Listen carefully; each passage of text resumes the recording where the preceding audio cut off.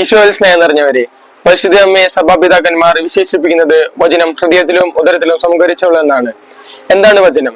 Mister യോഹന്നാൻ ശ്ലീഹായുടെ സുവിശേഷം 1-ാം അധ്യായം 1-ാം വാക്യത്തിൽ നാം കാണുന്നു, ആദിയിൽ വചനം ഉണ്ടായിരുന്നു, വചനം ദൈവത്തോടു കൂടിയായിരുന്നു, വചനം ദൈവമായിരുന്നു.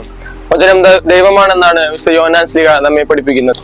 അപ്പോൾ വചനത്തെ ഹൃദയത്തിലും ഉദരത്തിലും സംഭരിച്ചവൾ എന്ന് വെച്ചാൽ വചനം തന്നെയായി ഈശോയെ ഹൃദയത്തിലും ഉദരത്തിലും സംഭരിച്ചവളാണ് പരിശുദ്ധ കന്യകാമറിയം. ഇതിനുള്ള ധാരാളം ഉദാഹരണങ്ങൾ വചനത്തിൽ നാം കാണുന്നു.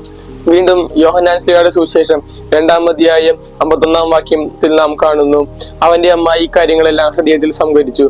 എപ്പോഴും ദൈവചിന്ത കൂടെ കൊണ്ട് നടന്നിരുന്നവളായിരുന്നു പരിശുദ്ധ കന്യകാമറിയം. സദാസമയവും ദൈവചിന്തയിൽ അവൾ മുഴുകിയിരുന്നു. ദൈവത്തെ കുറിച്ചുള്ള ചിന്ത കൂടെ കൊണ്ട് നടന്നവരായി എല്ലാവരും വിശുദ്ധരാണ്.